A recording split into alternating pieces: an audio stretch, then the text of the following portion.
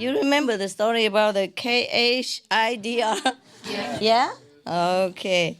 Now we're going to have another one here. It looked like the Muslim people love the KHIDR very much. Many story about him. Yesterday we talked about why we have to hide. Remember, huh?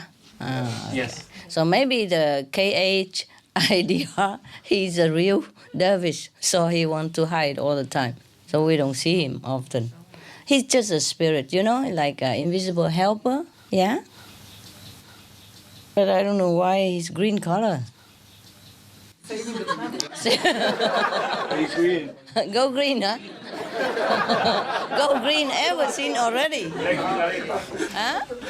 If I remember, Master Milarepa eating so much. Green, Green, no? probably, But this guy is not physical. He probably want to remind you to go green. Yeah. Be veg, go green. Yeah. Good idea. So the Muslim people has been going green before we even talk about it. It's always fashionable, eh? Actually, I should wear green all the time, no? But at least I have some word here, be veg, go green. Yeah? Save the? Okay, good. We are still saving it. We're trying. We try our best. Okay. We talk about the Sufism, remember? Yeah. Yes, and the Sufism is one of probably the revived Muslim at that time. We already talked about why in many different religions they have different denomination, remember? Yes. Yes. So Sufism is also one of the denomination for Islam. Perhaps later on they have to change the name, the title. In the Sufism tradition, there was a master called Ibrahim ben Adam. He was a master of Sufism at that time. Maybe enlightened, looked like, yes. Otherwise, they wouldn't have called him a master. And he sat in the forest. There was a clearing in the forest, and he was sitting there, contemplating on God, on Allah, yes. And then he saw two dervishes coming toward him where he was sitting. He welcomed them, and they talked of spiritual matters until evening came. When the night fell, Ibrahim invited the travelers to be his guests, at dinner. Immediately, of course, they accepted. What do you think? Would you accept it? Huh? Yeah. Is there anything else to eat there? Berries. Okay. A table was laid with the finest food appear before their eyes. Wow. Isn't that nice? Let's see where from. So, one of the travelers asked Ibrahim, how long have you been a dervish? Because this kind of miracle, must have been a long time practitioner. That's what they think. So Ibrahim said, 2 years. So one of the men said, oh, how come? I have been following the Sufi path for nearly 3 decades, and I have no such capability that you have shown us today, like you have manifested a banquet like this to us. He said he'd been practicing for 30 years, and he has not the capacity like this. Ibrahim kept quiet. So when the food was almost finished, a stranger in a green robe entered, the glade. He sat down and shared some of the leftover food with them. All of them present realized inside that this is the KHIDR. They all realized at that time that this green man probably glowing a little bit. Or just go in the forest and wear green like that. That must be the KHIDR. What else? So they realized that. So they waited for him to impart some wisdom of the truth to them. But when he was living, the KHIDR said to them, "You two dervishes," dervish and Sufis are the same, okay? The people who follow Sufism, they are dervishes. Yeah, either they say that or Sufi's master or Sufi's follower. Same, okay? "You two dervishes wonder about Ibrahim. But what have you renounced in order to follow the dervish path?" Remember they asked Ibrahim, how long have you been a dervish? Practicing. Yes. So he said 2 years. So now the green man, I make it short, okay? KR, yeah? The first and the last. The KR said to them, "You've been wondering about Ibrahim, but you must know there is a big difference between you and Ibrahim." What difference? The two of you only give up the expectation of security and a very ordinary life. Now Ibrahim ben Adam, otherwise, was a mighty king, and he threw away the sovereignty of the Sultan of Buq to become a Sufi. See, he renounced a lot, and the other two renounced almost nothing. This is why he is far ahead of you. During your 30 years, 2, you have gained satisfactions through renunciation itself. This has been your payment, but he has always abstained from claiming any payment for his sacrifice. The man in green. After saying that, he disappeared. Wow. So, there's no hope for any of us here, you know? Because we were neither king nor queen nor any royalty. You see, there is a difference. There were same actions, but the outcome is different. Why is that? Huh? The motive is different. Yeah? Expectation different. Why does he say that you two gave up only the expectation of security and an ordinary life? What did he mean by that? Job, family, friends, relatives. If they even had a job. If he even have a family, yeah?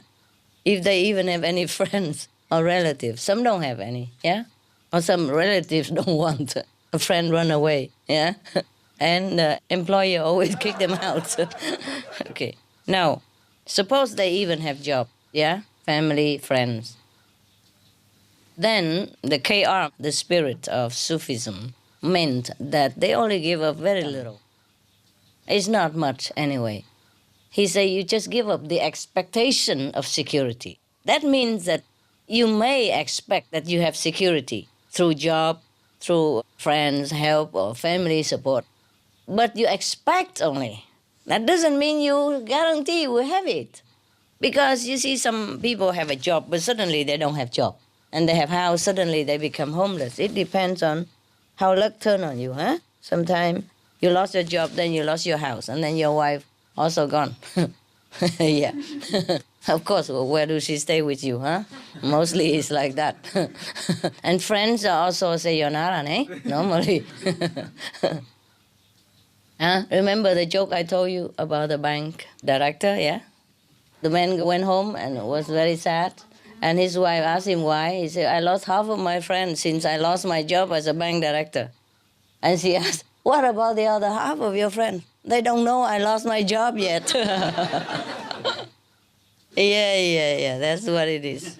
So when he say you just gave up the expectations of security and an ordinary life, he meant even as you say that you renounce something, but it's not much that you have renounced. So when we are in the world, we expect, that, okay, we get a job, yeah, and then we have a good wife and have a good family. We expect everybody grow up, dreaming that you're going to have that. It's normal. Expect, but nevertheless, not always get, right? Not always get. Therefore, many people don't have job or family broken, everything happen, yeah? So what he meant is, You just give up a very uncertainty, hope of a secure, comfortable, and good life only. You just give up that hope only. Yeah, you renounce the world. But the world might have renounced you.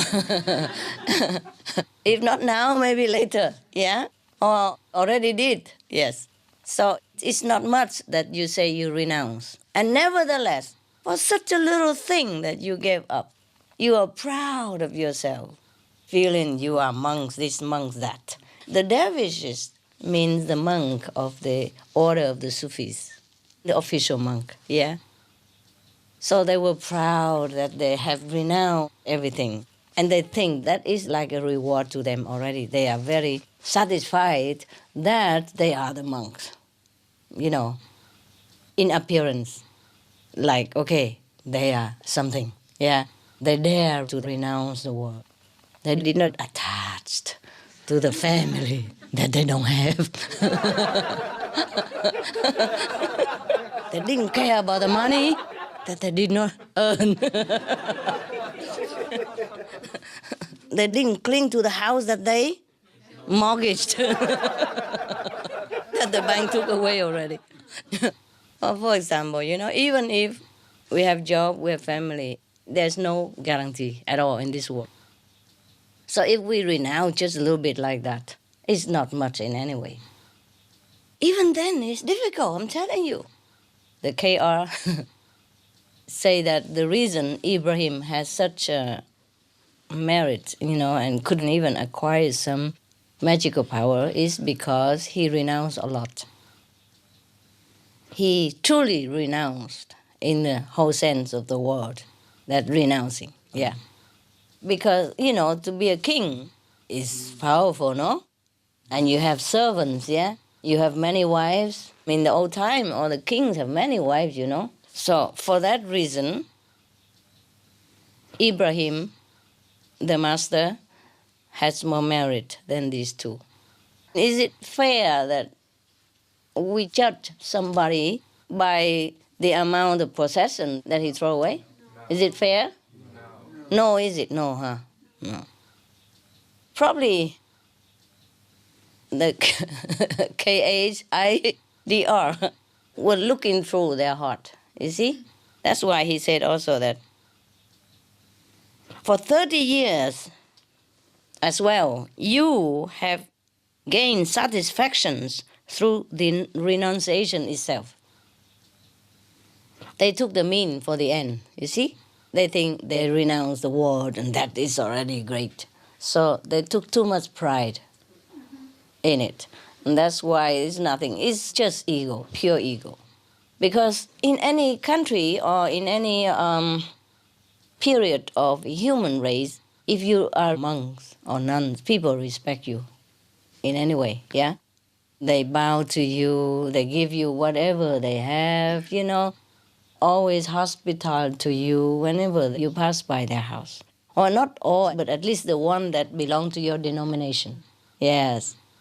So people give them so much privilege. So the monks and the nuns would be very difficult to keep their ego in check. This is the most difficult to renounce, the ego. Therefore, these two guys, although they renounce everything that they have, if they had any at all, they still cannot renounce the ego. Because everybody thinking, oh, they are monks, they are renunciates, they are dervish, you know, they are holy.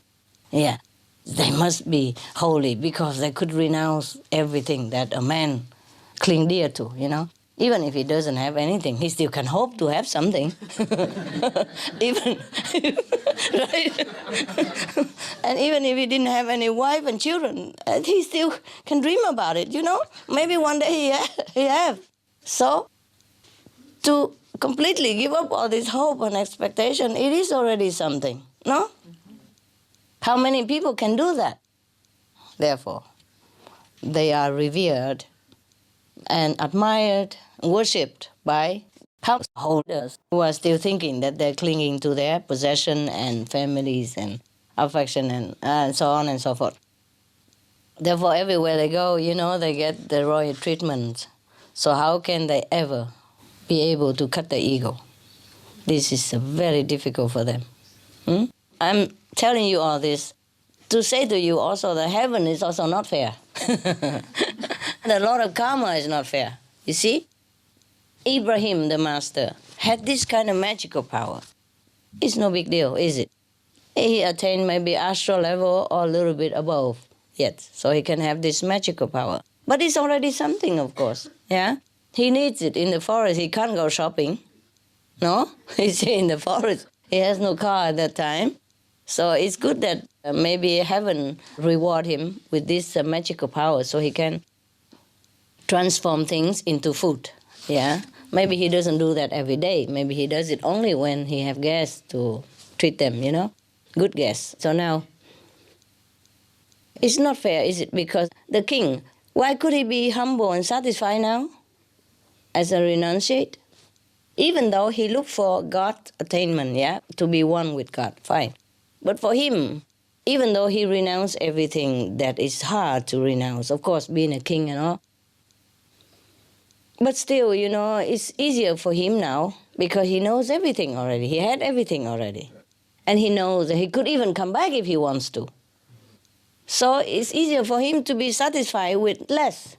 And he has been used to with respect, yes, and revered by the whole country. So for him, probably he had enough. Yeah, he doesn't lack anything anymore inside, you know. He doesn't have the inferiority complex. He doesn't need any reverence from other people. Besides, he left the city. He went into the forest. Nobody there to test him. Yeah, nobody there to grill his humility or his ego or nothing. So it's easier for him to renounce that way, no? So I don't think it's actually 100% fair to judge the two monks by not being too humble and to praise King Ibrahim for being, too modest. But maybe it's just the inside, you see? Yeah. It's not that easy either.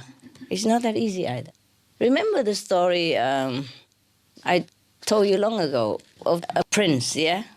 He thinks he renounced everything. He wants to come and learn with the famous master, enlightened master. And the master thinks that he's not ready. So he did not impart to him anything yet. He makes him work and wait. So the wife of that master feels sorry for the prince and say, why don't you give him something? You know, initiate him. Give him some instruction. You just let him work and wait like that. He's a prince, you know, and he renounced everything to come here. He didn't even bring servant or anything, so he's already very ripe. He's good, he's humble. The master say, you wait and see. Tomorrow, you throw garbage on him when he passed by, see what he say, and then come back, tell me. The prince came in the morning passing by, you know, in front of his house, and she throw garbage, you know, from the second floor, she throw it on his head. And he got mad. You, whoever did this, must know I'm the prince so-and-so. If I was still in the palace, you see what happened to you. Oh, lucky to you that I, try to be humble here, etc., etc. Okay, so the wife told the husband, yeah, master husband, and he say, I told you, he's not ready. Okay, long time afterward, the prince was just trying to calm his mind and do some work for the master and serving in all humility, yeah, still outwardly, apparently, very humble. Do everything master say, yes sir, yes sir. And then the wife, felt sorry for him again. And he'd been working here a long time and he does everything we ask without complaining. He eat what we eat. He slept, the way we sleep on the floor, and he wears, humble, very tattered clothes the way we have. He doesn't ask for anything. So he must be right by now. He must be ready. He's a prince, Come here. And the wife also prestigious disciple, of course, nah? Yeah. Imagine if it's on the news, nah? CNN, 6 o'clock. Oh, okay, love it. So the wife keeps saying to the husband, the master, please give him something. She worried that he will be out of patience, yeah. Maybe she felt sorry for him, maybe because the wife is not necessarily be as a high level as the husband master, no? Even though they're together, but doesn't mean that the wife is same level. So she judged differently than the master, yeah. She didn't know much of the human inward development. She kept edging him to give him initiation. What if he run away and then we lost the big disciple, no? Big fish, no? Yeah. So the master said to her, no, he's not ready yet. The wife could not believe him, After all this apparent humility, and so diligent work for a prince, his hand already calloused and his feet, he walk barefoot, it is already look like a farmer now, and he wear tattered clothes and eat coarse food, and he doesn't look like a prince anymore, and he still hang on, yeah? She felt that he's good, and very, very sorry for him. But the master husband said, okay, never mind, okay, tonight, you fill your night pot with everything you can. You know the night pot? Yeah. And then in the morning when he passed by, you throw it on him. In the old days, they don't have toilet in the house, nah? They they empty everything at night in the night pot, no? They going out at night, it's dark when there's, they live in a primitive area, maybe it's a tiger jungle or something. Yeah, and it's dangerous to go out at night, so they do it in the house, in the night pot. In the morning, they put it outside for the scavenger to take away. That is a normal thing before. That's why the scavenger have the job to do.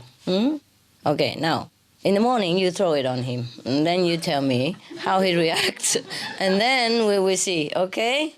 In the morning, she did exactly what the husband told her, the master told her. And then the prince, oh God, he jumped around and he smelled himself and he cursed heaven and hell, But of course, afterward, he felt that he should not do that. Of course, he knew a little bit, but he didn't know who did it anyway. Okay, fine. So the husband told you? Told you? He's not ready. He's not ready. So the wife didn't say anything anymore. Until long after, maybe then one day, he will impart initiation to that prince. Yeah, the story did not say anything anymore. Probably say it, but okay, we understand, right? We don't need to know exact end, okay? Yes. Similar to Milarepa, yes, because not only he's eager for initiation, but he knows too much magical power. He feels very powerful. So for him to wait for initiation and working hard like that and had nothing, he feel kind of degrading and unfair treatment. That's what it is. So this prince is the same, huh? He felt like he renounced the whole kingdom, huh? Yeah, because he will become king later, Even if he come back to the kingdom, for a prince to go there barefooted and eat the coarse food and sleep on the floor, the way poor people do and work like a poor person, for the master so long, he felt like he has not been treated well. You see, that is the problem with the ego. When we do something, we feel like we're entitled for reward. And that's why he didn't get it. Milarepa also felt that way, so that's why he didn't get it for a long, long time. Even if he cheated, he went and said to the chief disciple somewhere else to give him initiation. He got nothing, no experience, because he wasn't sincere enough. So it's probably, in this book, it's not the judgment about the two people, the two group of people action, the king and the two commoners, but it's probably more inside of them, you see? Because these two, the KR, knew their inside out, that they had been too satisfied with the great act of renunciation. So they did not progress in their spiritual practice. Okay, this magical power, it doesn't mean anything much. It's probably just a story to illustrate the attainment of the king in comparison to the attainment of the two dervish, the two renunciates. Yeah, it's just the outward symbolism of the inner attainment. It's not like in Sufism they encourage or glorify magical power. Yeah, it's just symbolic, yes. So everything we do, we have to do with the utmost sincerity and egolessness. Otherwise, we mess up more than we help. Even two actions look the same. It's not the same. The king also renounced the world. The two of them also renounced the world. But it's not really talking about materialistic possession here. They're talking more about the inside. You see, because it say that you are satisfied with your renunciation itself, proud of it. You see, therefore, once you set your ego at some certain point of your spiritual practice, then you stop right there. You will never go anywhere. But the problem is we don't recognize our ego. If we do recognize it, then we can cut it off. But it's very difficult. We don't even know we are proud. We don't even know we have ego. For other people, maybe as plain as the nose in front of your face. It's just for yourself. It's not that clear. At home, it's the same. At home, it's the same. Ego is ego, no matter if you're a man or woman. It will work the same on you. Now you know, huh? Ego is the worst enemy of humankind. It makes so much trouble, cause so many war, cause so much hatred, discord around the world. It's all the ego does it, nobody else. Okay? So if we can check our ego and keep it under control, then the world will be peaceful. Never mind sitting there and praying for world peace. Don't need to pray. Just check your ego and everything will be peaceful. Yeah? Peace begins in the house, you know? But many houses don't have peace. That's why world peace is difficult. The atmosphere has to be one of peace, you see? And it should start in here also. But that is not that easy, is it, huh? No, it's not, you see? Because it's one thing that he knows better. Even better than the master.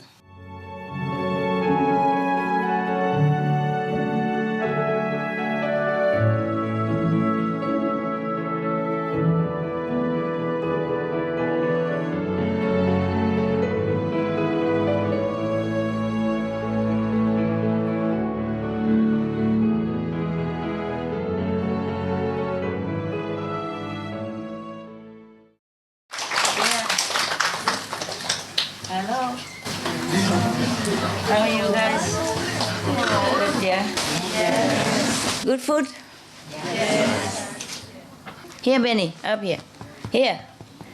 you can see yourself. Okay. Up. Oh, wow. Yeah. It's back to come with today. Everybody loves you, Benny. Look at that. Stay here, okay? Yeah, help me do some work. All right, good boy. Okay, bedtime story, huh? Okay, good. There were 4 dervish monks. They met each other. You know, the Muslim dervish tradition. They met each other and they decided they are going all over every corners of the world to search for some magic, you know, some stuff, some object or something, so that they can use it to help humankind. Yes. They think that they have studied everything that they should have studied. And they think if they get this thing also together to combine with their knowledge, then they will be able to serve the people the best way. So they arranged that everybody should go in different direction, and then they will meet each other, you know, maybe 2 decades later. Wow, if they're still alive, these people are very, very optimistic, huh? Well, after 2 decades plus, they met each other again at the appointed area where they have probably parted before. And the first guy from the 4 have brought with him from very far away from the northern area of the earth a magical staff. Oh, like this one, maybe. Yeah, this is a magical staff. Yeah, I want to show you, prove it to you. Look at that. You see? Now I did the staff. And when I say Om something, it comes Om. Look at that. See? See that? Very magical stuff. Huh? This one has a very big magical property. Namely, if it's too hot, it will make me cool. When it's raining, it may keep me dry. Can you imagine anything more magic than that? Huh? Any better magic? No. This is a very magical stuff that I have here, and I'm going to keep it. I won't give it to you. Huh? But I tell you where to get them. Huh? In the shop, anywhere, 7-Eleven, 24/7, or 7-Up. Okay? So now you know I have magical power, huh? All these years you have been suspected all along that I truly have some magical power. Now finally you saw it with your own eyes. Okay, tell everybody. Normally I hide my magical power, but it's a new year, I'm generous. I let you all see it, black and white, now you know. Right. Not only I have magical power, I could even tell you where to get them. Huh? Wow, luckily I have a staff there. I did not know I would need it. You see, outside is dark, and I walk with Benny under my feet, so I need the staff in case it's more stable. 3 feet are better than 1, right? Remember the story I told you about the elephant? The joke, The kindergarten kid come home very excited and happy. Said, Mom, I won the first prize in the school today for correct answer. So mother says, oh, what was it, the question? He said, the teacher asked, how many feet does the elephant have? I say 3. So the mother said, 3? Then how could you ever get the prize? Yeah, the kid said, but I came with the most correct answer. The other one maybe 2 or 7 or 8 or 10, yeah? So he's the most correct one. So the first one brought with him the magical stuff, similar to the one that I have just demonstrated to you. Maybe a little better, maybe cheaper. Yeah, cheaper in price, but have more magical power than mine. The staff is very special. Anyone who rode upon it could reach his destination immediately. Wow, that's a very good instrument. I wish I have one. I can exchange this one for that one willingly, yeah? And give him some also blessed candies, to make up the differences, yes. So now, the second monk, this dervish tradition in Muslim, they have rank, like in Buddhist, they have like the most venerable and then the reverend, yeah? Thượng tọa đại đức, and in Christian they also have, number 1 is a pope, we all know, and then cardinal, yes, and then archbishop, and then bishop, etc. So the second one brought with him the magical hood. Whoever put it over his head could immediately change his appearance to resemble anyone in existence. Wow. So this hood is a very special hood. If you put it on your head, yeah, and then you look exactly like whoever next to you. So that's a very good disguise, huh? The first one brought a magical staff. The second one brought a magical hood. The third one, he brought with him from the very extensive travel in the East, a magic mirror. Something I have here. Something like this, a mirror. You see? It doesn't look like anything. Does it look like a mirror to you? No. Look. See, magic mirror. Wow. Who's the prettiest in the land? Who? Me. Look familiar. Must be that one. Okay. So he brought a magic mirror. Yeah. This mirror is very special. Whoever look into it, you can see everywhere in the world. We always heard about this crystal of the white witch, of the magician. So maybe it's like a crystal. If you look into that mirror, you can see any part of the world at will. Yeah. Like, okay, I'm looking into it now. I'm a magic mirror. I can see any part of the world. Wow, look at this. Yeah. You see? Everybody from all parts of the world come here. So I can see them all. Oh, wow, wonderful. Look at that. China, Vietnam, Korea, Cambodia, USA, Thailand, Singapore, South Africa, Japan, Hong Kong, Taiwan, France, yeah? Malaysia even. Oh, look at that, West, east, north, south, South Korea, no? Okay. North of Taiwan, no? Okay. This is a magic mirror. I can see every part of the world. Now I'm looking at USA. Look at that. See, I can see USA. South Africa, for sure. Are you in South Africa? Yes or no? Yes. Yes, see that? Are you from Thailand? See Thailand. Taiwan? Taiwan. See, I can see Taiwan from my magic mirror. Wow.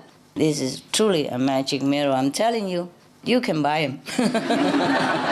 Cheap. A few dollars. I have everything. Look, I have a staff. I have a magic mirror. And I have an invisible hood that whoever nearby, I look like that person. The four dervishes. He brought with him from the very far end of the southern sphere of the earth a magical cup. Yeah, look at that. I even have this magical cup. Wow, this one is more magical. Let's see what the cup does.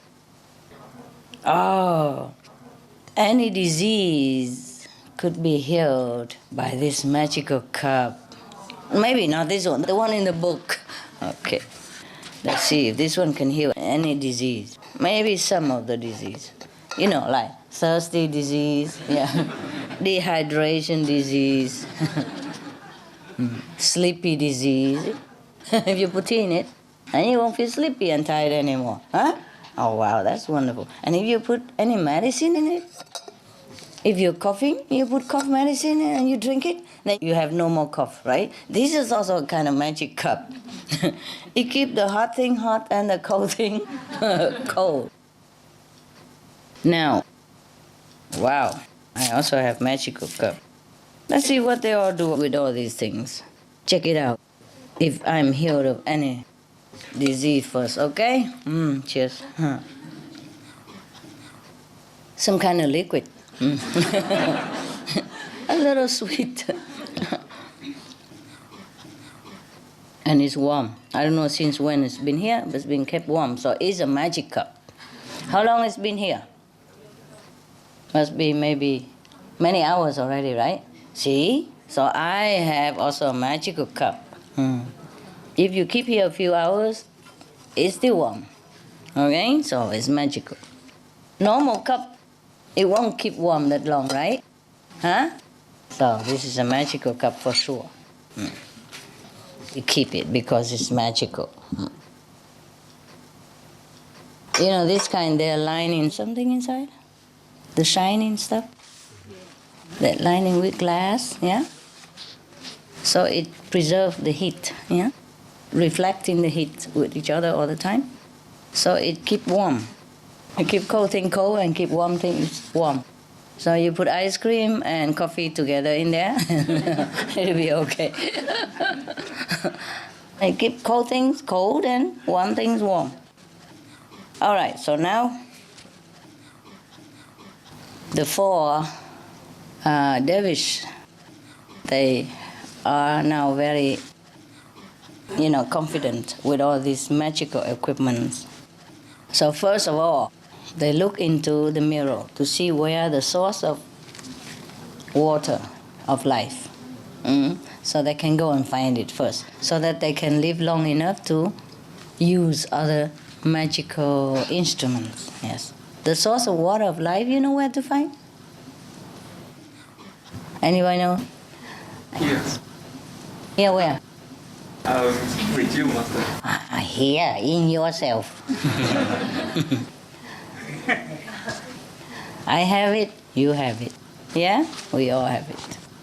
We can find it more or we can find it less. It depends on how much obstruction that we encounter from the mind. Too much obstruction from the mind make us slow and delay our progress. Yeah, sit there and thinking, oh, how I'm going to find money tomorrow. More money than today. Yes. And how am I going to make my girlfriend loves me more than yesterday? Yeah, etc., etc. These are okay. These are fun things to think about. But there are also other things that is not too much fun. Like it makes us too much trouble. Sorrow, pain, suffering, separation, worry. Yeah, everything that in this world really try to pull us down and make us so exhausted. Thinking of the solution that sometimes we cannot even concentrate to find the source of water of life. But finding we must. Otherwise, not only we cannot solve the problem, we will be suffering more. So meditation is not like for God or for Master or even for the world yet. First, for yourself. Because without it, without water, we die of thirst. Without the water of life, we suffer.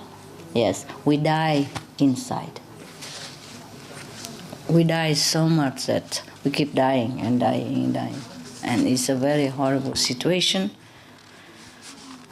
if we don't have the source of water of life. If we don't find our wisdom quick enough, then we suffer a lot. N'est-ce pas? Yes? Yes. Now, they have found the fountain of life. They flew on the magical staff together. See, they arrive instantly with the magical staff. And they drank the water. And then they recite in some magic mantra to see who needs their service the most at the time, who is the most in trouble, who is the most in need of their help. So in the mirror they look. They saw a man who was dying. He lived very far away from where they are.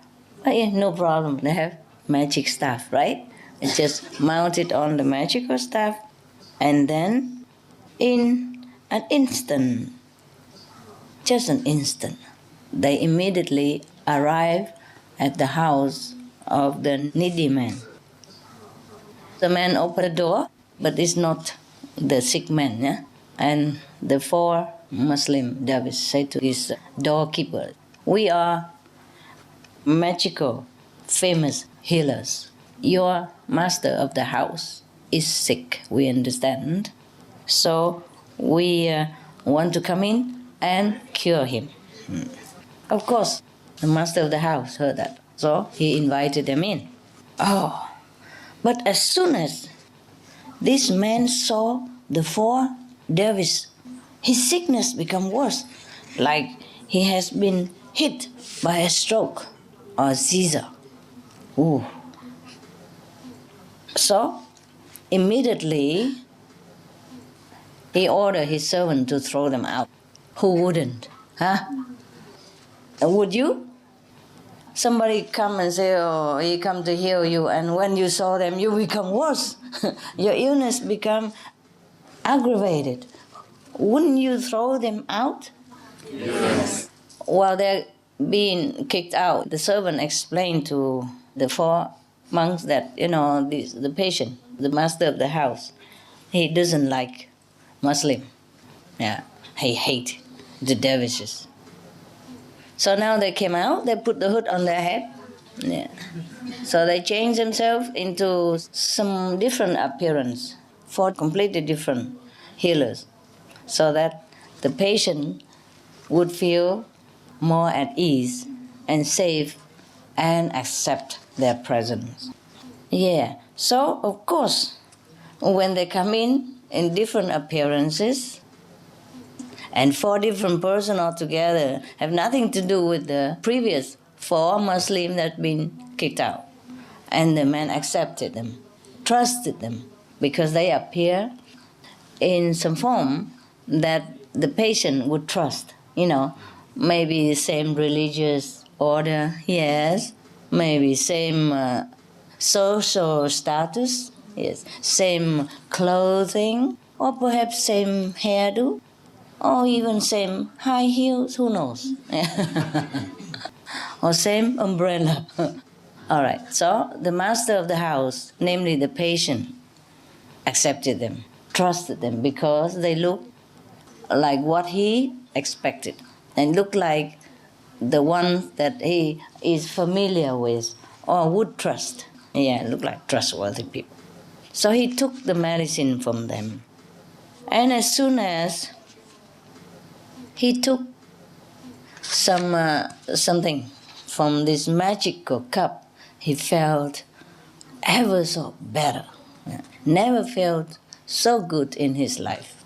Now, because this master of the house, the patient, he's a very rich man.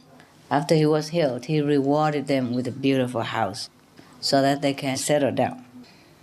So they continue to stay in this house, yes, and every day they go out to different places and healing people, helping people, whoever is in need, and whoever accepts them. And so in this manner, they are serving mankind in different places, in different ways. One day, 3 of the dervishes went out, yes, and only the one with the magic cup stays at home. And then suddenly, the soldiers came to their house and arrested him, the one with the cup. He was very afraid, yes, to know what happened, but it turns out that it was nothing to worry about, because the king of that country had heard of their magical power. So he wants to take this man to the court in order to heal his daughter. Yes, his daughter is sick, that's all. Because she has a very strange illness that no other doctors can heal her. Now, he offered her some normal medicine that she has already been taking, but he put it in the magical cup. It didn't work because he forgot to look into the magic mirror. Maybe he didn't change himself to suit the taste of the princess. Maybe he looked too ugly. Yeah, and the princess feel worse. Maybe the princess was in love with some handsome guy. And this man looked like the worst of all the guys that she have made. Make her sickness worse, hopeless. Oh, terrible.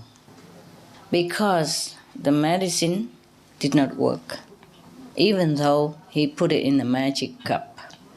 The king ordered him to be nailed on the wall. Wow, that's terrible.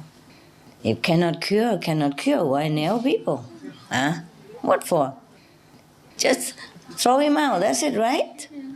Well, it happened, even sometimes the most famous doctor cannot always cure a person when that disease is incurable, right? It happens, yes. So I don't know why this king is so fanatic and bad. Anything at all, just kill people. Anything at all, nail people. Yeah? Terrible.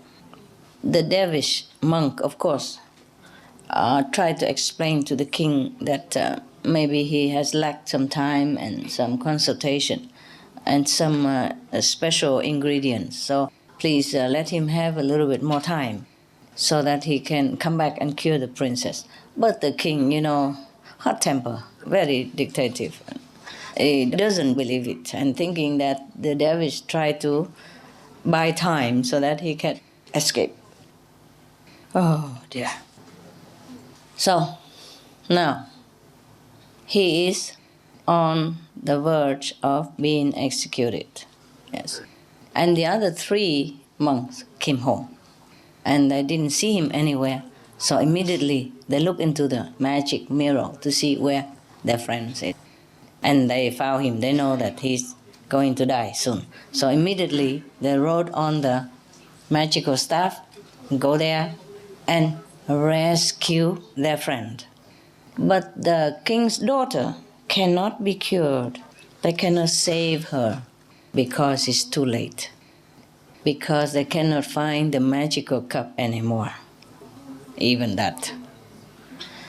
And then when they look into the mirror, they saw that the king has ordered the cup to be thrown into the ocean. A very deep ocean. Now, how can you find a cup in an ocean? It's so deep. Huh? I don't know if the magical staff can bring them, through such a amount of water like that, Maybe they go, cannot find the cup. Maybe go down, then stay there, who knows.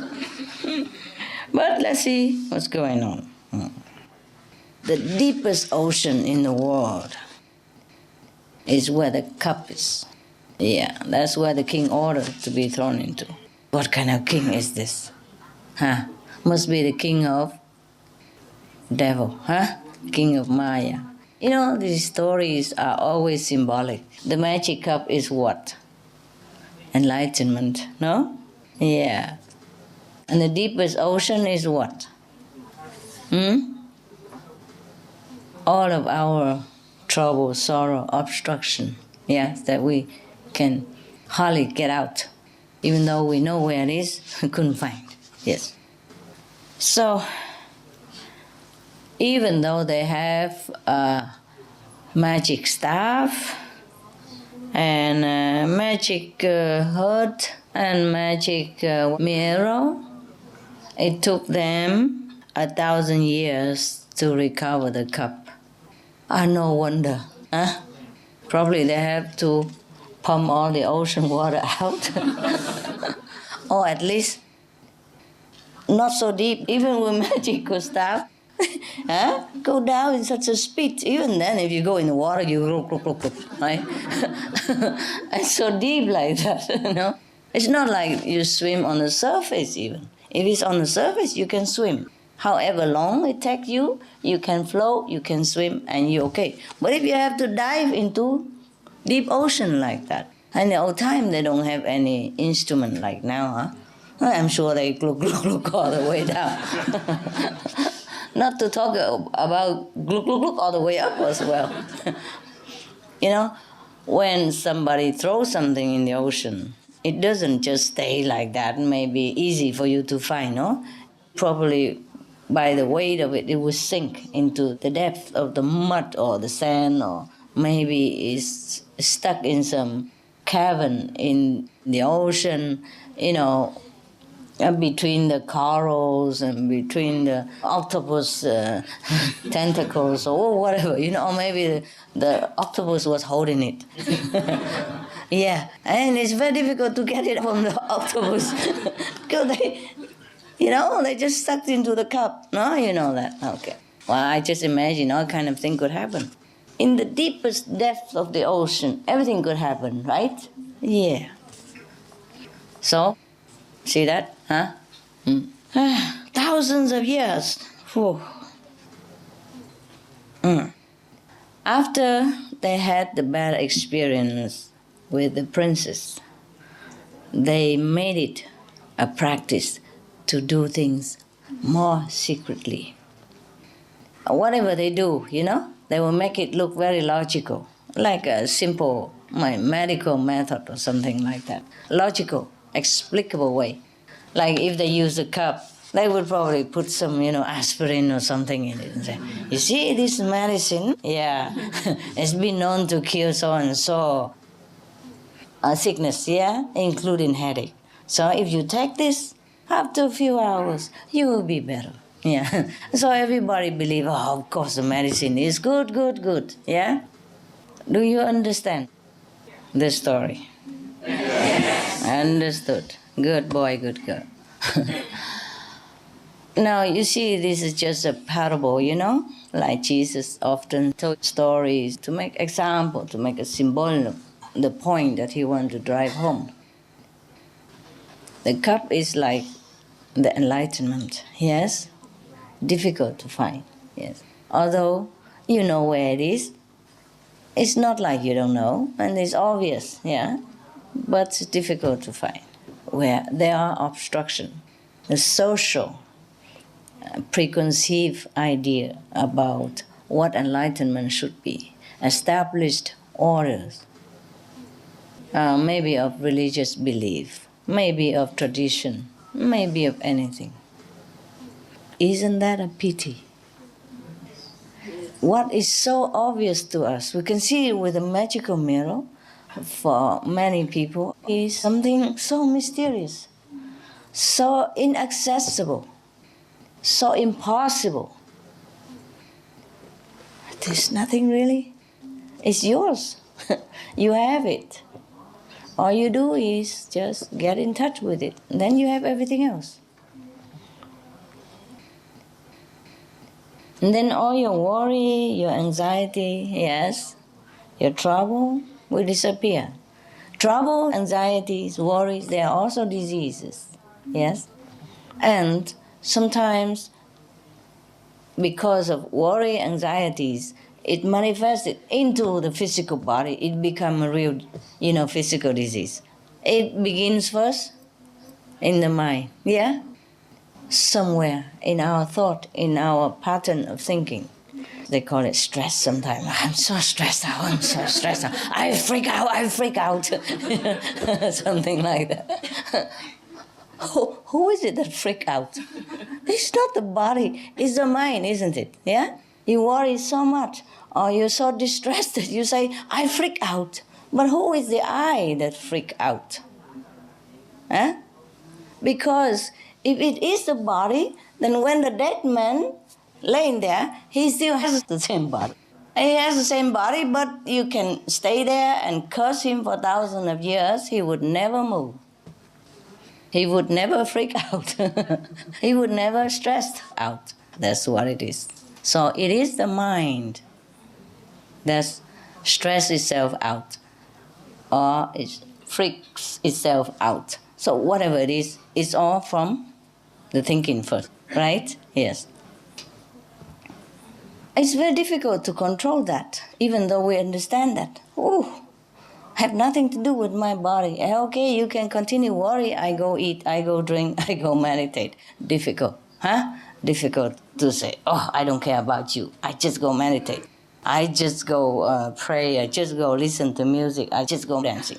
Very difficult, isn't it? Yes, difficult. Okay, sometimes people think, okay, I go dancing and I forget the problem. They might forget for a few moments, few hours, and when they come back, the problem is still there, right? Again. The same. Nothing changed.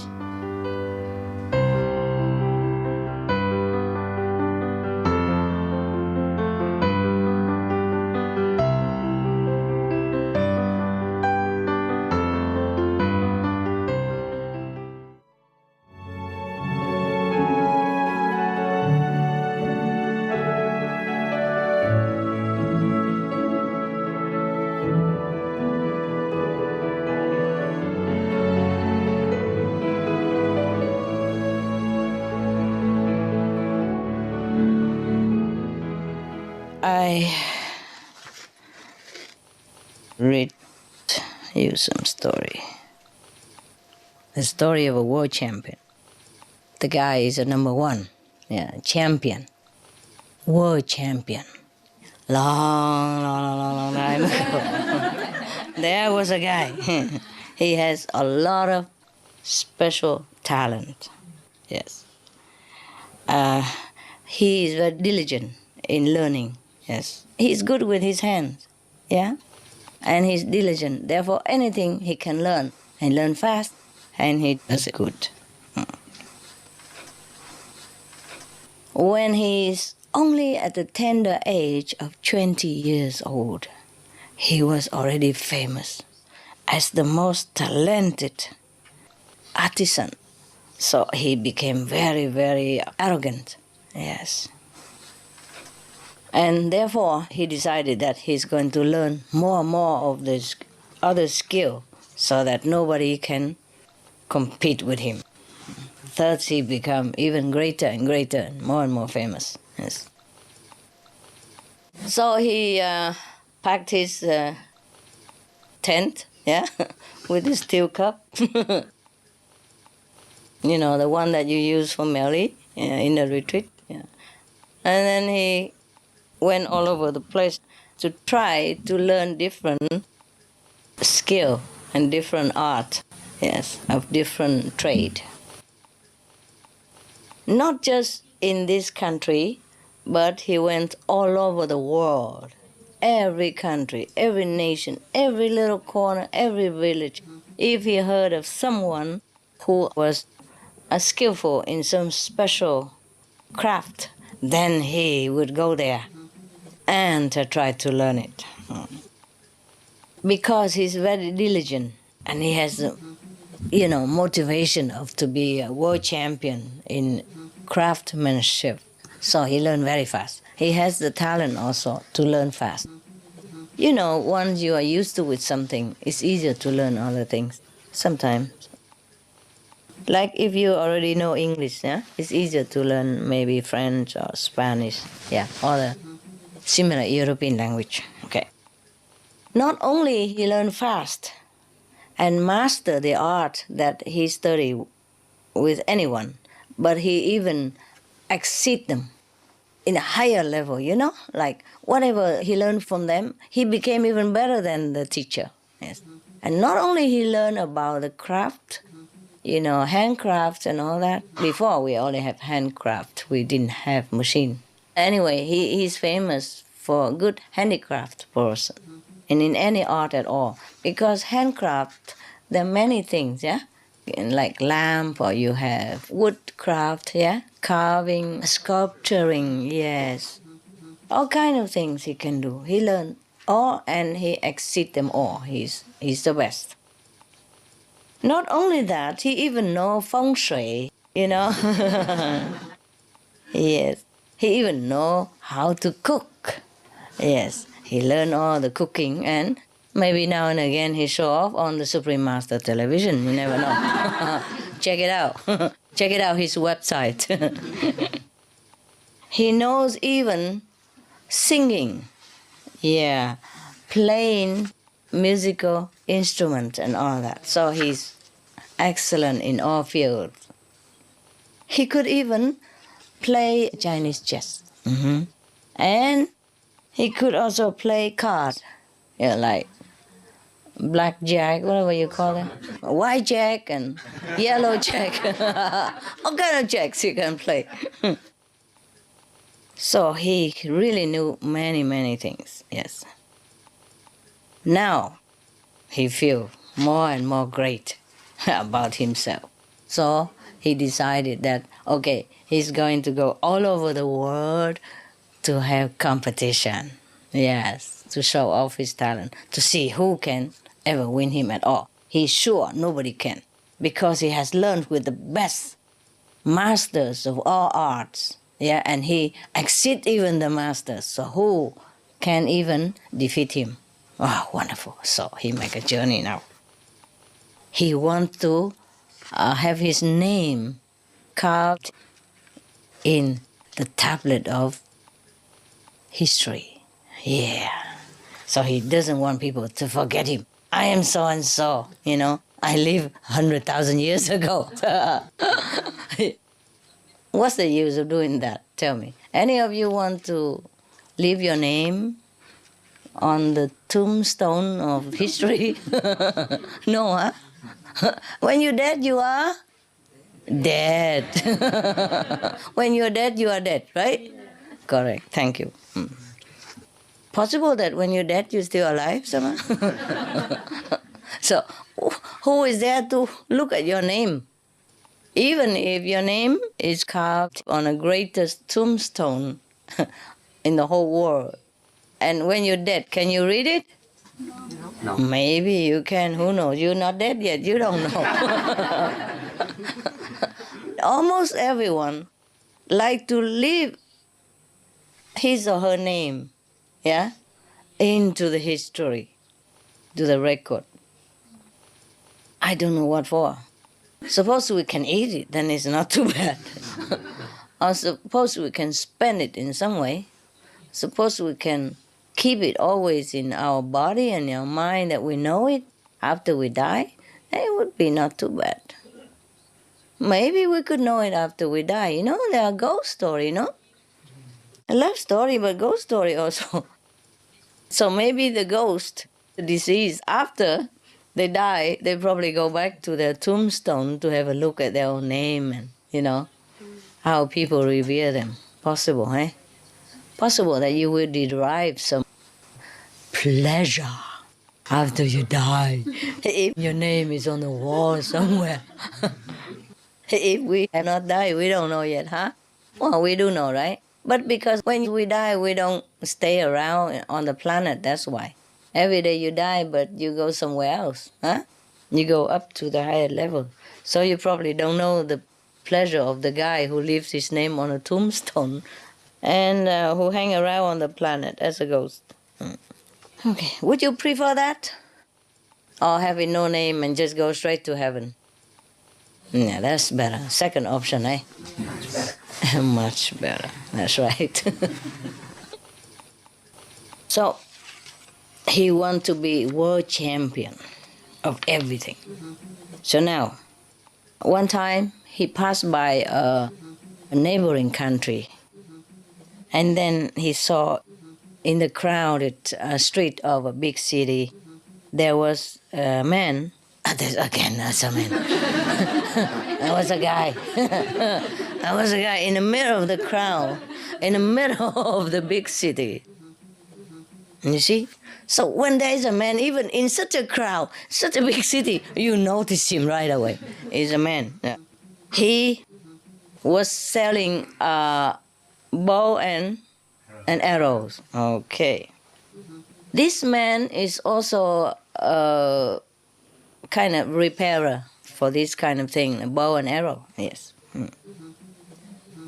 And then he was standing there with everybody else, watching this master of the craft, like bending the wood and taking out the arrow and twisting the wire, and things like that. It's very, very fast and very flowing, so skillfully, so masterly.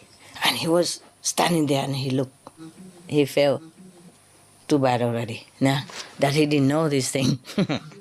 So he was thinking to himself, if I'm going to compete with him in his craft, I'm sure he will win. Yes, because he's too good, too good. So he come and, pretend to be humble himself and learn the craft from the man. 3 days only, he learned everything from the master. Not only that, as usual, he could make it faster, better, more skillful. Better than the guy. Yeah, this is special. So he say goodbye to the master of the bow and arrow and then leave again.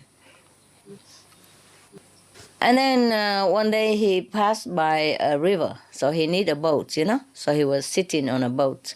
And there was a boatman who was rowing the boat. And he looked at him with his big muscle, you know.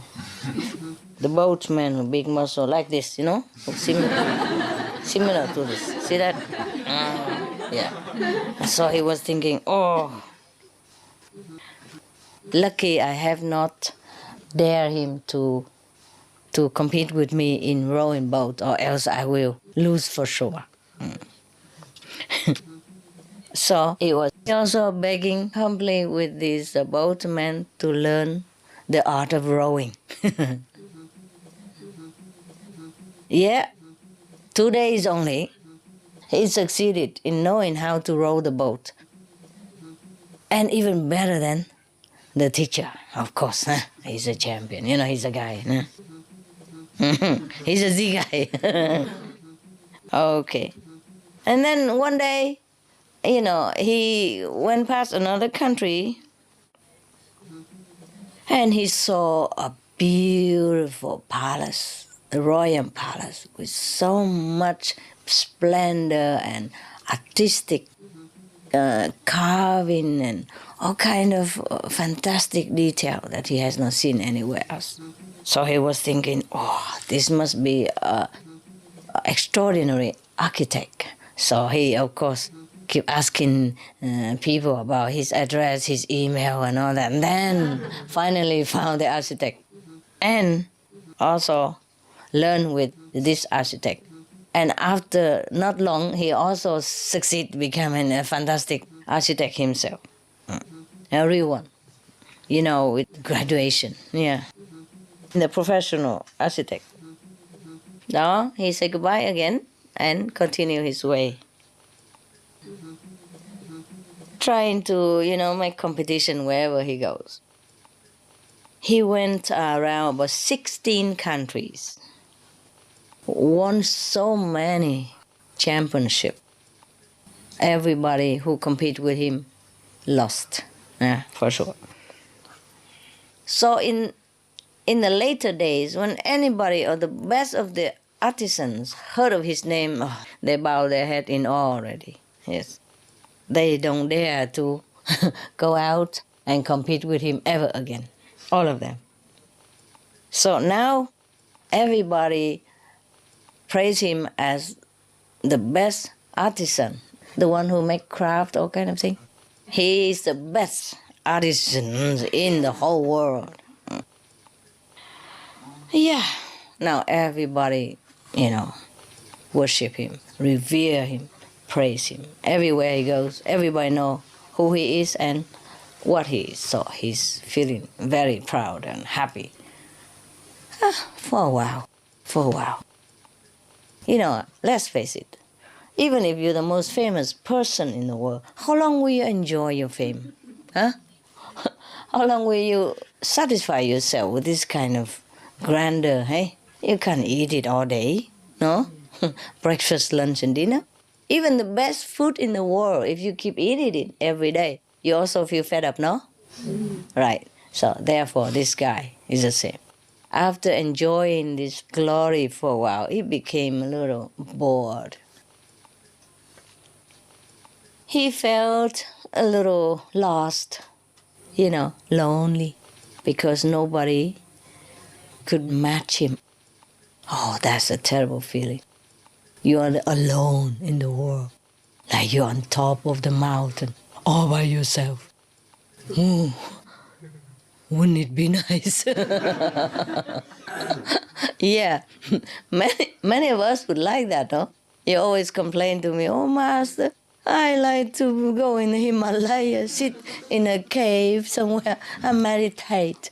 Yes, because I'm so bothered by family, you know, friends, job, trouble, tax, you know, bills and all kind of things. I'm fed up. I like to be alone in the Himalaya. Yeah, not long either, you know. Yeah, you feel also bored alone there. Maybe not. Truly it's nice to be alone. Have you felt that way sometimes when you have a chance to be alone? Yeah. Wonderful, huh? Yeah, talking about it. I know it well. The niceness of being alone, of solitude. the mental tranquility, no bothering, no worry. That's the nicest thing you can have in the whole world. You could be alone and do what you want. Yeah. Not just meditation, but just be alone.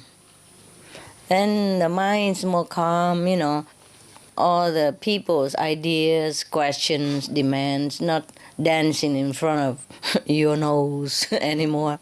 And you just calm down and you just be yourself. Yeah. You can see yourself clearer, better. Yes. And sometimes better idea comes out.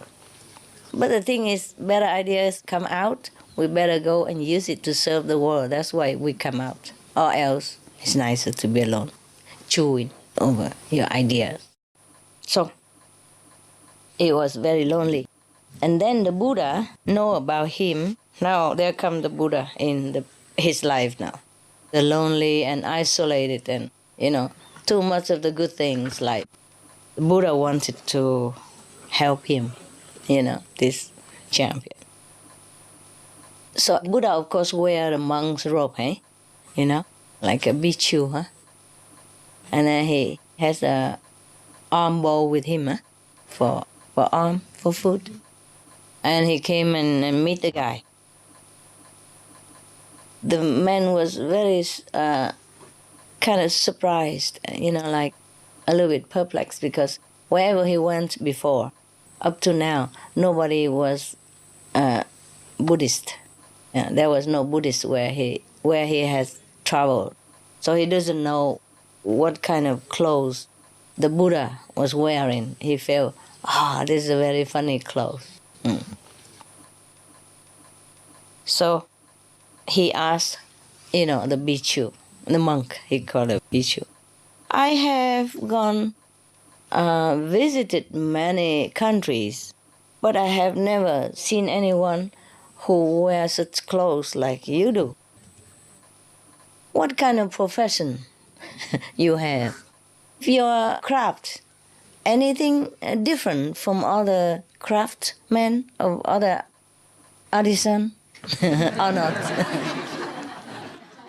So the monk, who was Buddha, answered him, say, my profession is repairing the mind and the body, like speech, body and mind, something like that, Okay.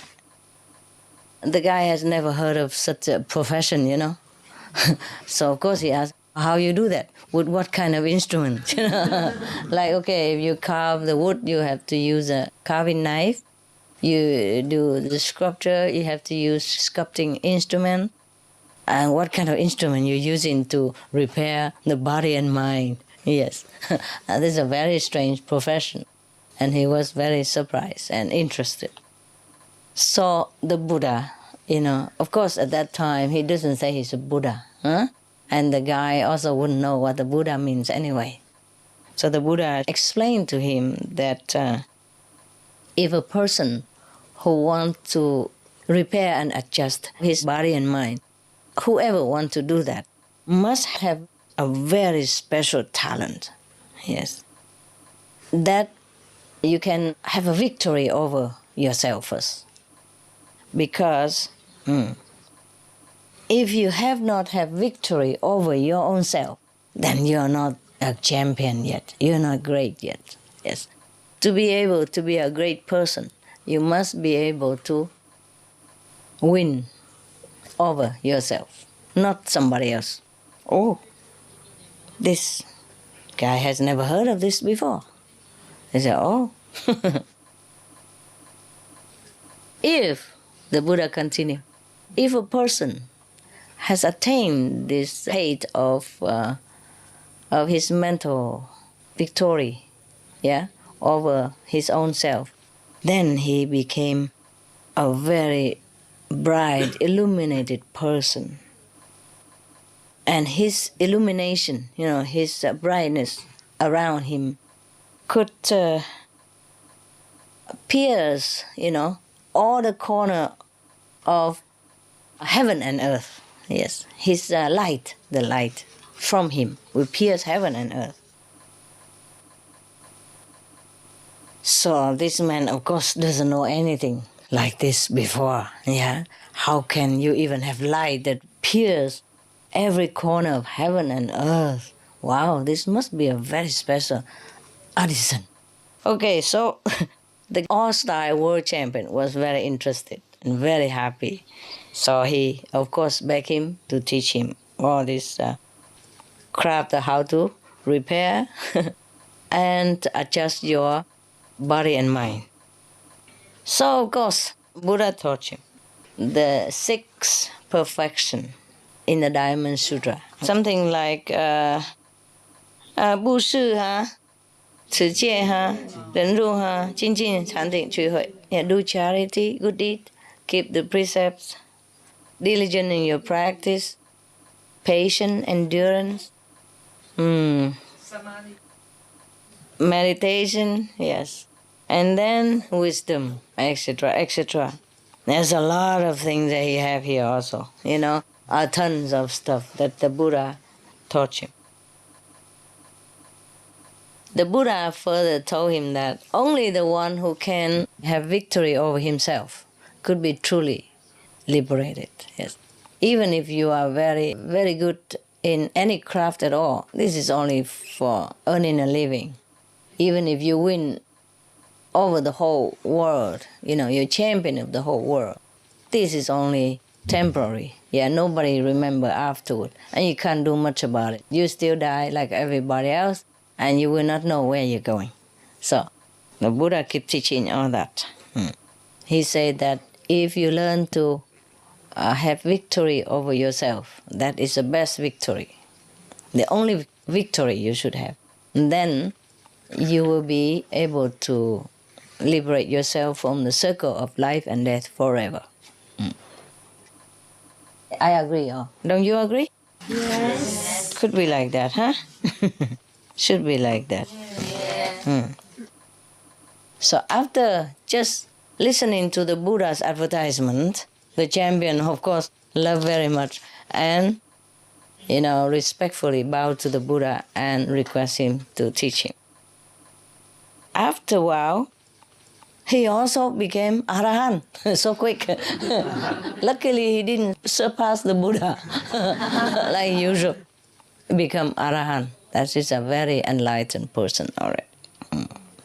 This is a story in a Buddhist scripture. Huh? Probably it's a true story. Yes. I don't know who told the story. Maybe the Buddha told his disciple and the disciple recorded. So the champion of the world became the champion of himself. Once you become Arahant, that means you have cut asunder all the ego, all the obstruction that bind you to this physical and temporary world. Even if it's temporary, but if you don't cut asunder this bondage, then it's going to bind you forever. Not just this lifetime, but later on. So the guy truly became a champion. Put it that way. And that was long time ago. Okay? I hope you became one like that. All of you. Champion of ourselves. Master of yourself. The Supreme Master. That is the Supreme Master. You know? Okay. So, it's no big deal to become a champion of any kind. Huh? Even boxing champion or karate champion, anything champion. If we don't win over ourselves, then it's no use. We will die. A weak body like everybody else. And it's just good for the worm. At least good for something after we die. Okay. Now, it is a very good story. You know why? Not because he has win over himself, but because I'm surprised that such a guy, so talented, champion of everything, and still can have enough humility to learn with the Buddha and became an Arahant. That surprises me, and that impressed me a lot. Because most of the people in the world, if they are somebody, it's difficult to become nobody. Because in a spiritual practice, we truly have to become nobody in order to become somebody, right? The ego has to be gone so that we can do great things. Because ego is the worst thing that obstructs us all the time. If we think we are something, we are somebody, we are so great, we know everything, then it's very difficult for true knowledge to emerge, not like to get it from anywhere, but to emerge from ourselves. The ego is there, keep thumping our true self down, and we just think, oh, I am a good artisan, I'm a good jeweler, yeah, I'm a good shooter, I'm a good lawyer, I'm a good doctor, I am so and so and so. But in fact, we are not only that. This is just the thing we learn from the world. Everybody can, yeah? Everybody can. If we're diligent and with a little sharp attention, we can learn to master any art in the world that can be learned, you see? But we are not even the need. We don't even need to learn. We are not the mind, we are not the brain that's learning. After we die, even if we lay there, full brain, full body, and we don't function. So the guy who keep the body function, that is the real guy. That is the true self, and that knows everything without learning, without needing any craftsmanship, any study, or any practice. I'm really surprised that such a man like this, who knows so many things, who travel the world and master all kind of art, and still is humble enough to bow in front of a Buddha and accept him as a teacher so that he can repair, adjust his body and mind. That is difficult, eh? Very difficult already. But because he can do that, that's why he can learn fast and become Arahant very fast. I guess after he climbed up to the mountain of fame and glory, he realized in his heart that these are nothing. Nothing at all. But a lot of people in this world die for that, for this nothing. Yeah? A lot of war has been fought over this nothing. A lot of life has been lost over this nothing. Fame, glory, empty stuff. Yeah. I'm not talking about like somebody is already in the position of fame and power, but truly using the position to serve others. He has to continue because he wants to help others, either to help them in time of need or help them to know themselves or help them to stand on their own feet. You see, they're already in that position, they're doing it. But these people, they truly want to serve. They don't have the heart to want to gain something, even if they had the position, great position or not great position. It's not their motive to gain some attention. In fact, these people mostly, they don't really like attention too much. They shun the publicity. It's just that they have to endure it for the sake of doing their job. Like, for example, maybe you are president of the country, huh? Yes. It's not like you really wanted to be a president. But since you are young, you're already groomed in a political party, yes? And because you're good, everybody trusted you, voted, yes, you to be presidential candidate, for example, like that. Okay, then you have known nothing else, and you just have to continue with your job. But not necessarily that you want that job. You do it because people trust you, because people want you to do it, to serve the country or to serve other people, to serve the world in whatever capacity. So it doesn't mean if you are president that meaning that you really want fame and gain, and not necessary. It's in the heart, yeah? No matter what you do. It's not the outside that counts, it's the inside that you know yourself, whether you are stuck with the fame and glory or not, yes? But it happens like that. So in the old time, there are also many kings who executed his duty as a royal monarch, but not attached to that position at all. whether he has it or not. If he has it, then he continues to serve his country. If it's taken away from him, hey, go rest. Go sleep. Yes. Like King Rama, remember? Yeah. Yes. Some of other king. In Vietnam, there was one king like that. He refused to be a king. He renounced his throne and went into a temple in a faraway mountain, remote mountain, and tried to practice Kuan Yin method.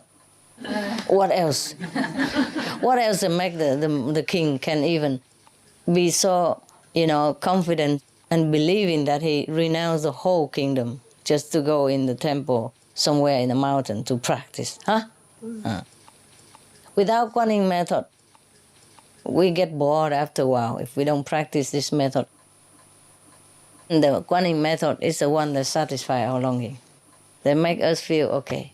No matter how long we sit, we could sit. Yeah, Yes. whatever we do, we can do it. Yes, that's right. Okay, so this king in Vietnam, he renounced his kingdom, went to the temple, practiced meditation, wanted to be like a renunciate, like a monk. But, his destiny follows him. The whole court officials, namely led by the prime minister at that time, he brought the whole officials, everybody, from the royal court, he brought them all to the temple. And he said, okay, Your Majesty is here, we are here. Wherever Your Majesty is, then the royal court is. So the king has to continue his duty, Either stay there or go home is the same. They just say that wherever the king is, the whole royal court will be. That's it. That is the famous saying of that prime minister. That means you can't run away from your duty. That's what he meant. So, of course, what do? You just go back to be a king again. Whether you are in a temple, a king, or you go back to the royal court and be a king, is the same. It's the same job. So might as well do it. Go home and do it. I guess he would go home and do it. I guess I would also go home and do it.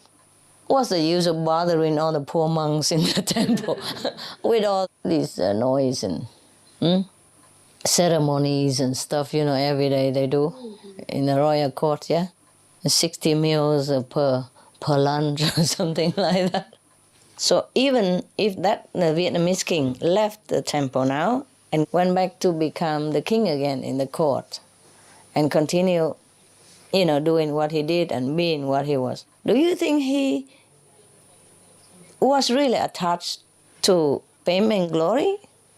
No. You think, now he feels sorry, regret, living in a temple is too poor and too ascetic, so he like to go back home and be a king and have power over the country again?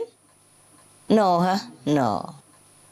Now, even if he's a king or not, he just have to do it, that's it. There's no attachment, no desire for fame and power in his heart. That is what it is. So it doesn't matter what you do, yes? It is your heart is important, whether or not you are attached. So it doesn't mean that if you're king or if you're president, that means you are hungry after power and fame. Not necessary, not necessary. So we cannot judge a person by his or her position, yes? But you have to know that person in the heart, Okay. All right, I hope you know your heart and that you are very, very attached to the world. All kind of things that bind you there and you liked it, Who knows, maybe. See you. Bye.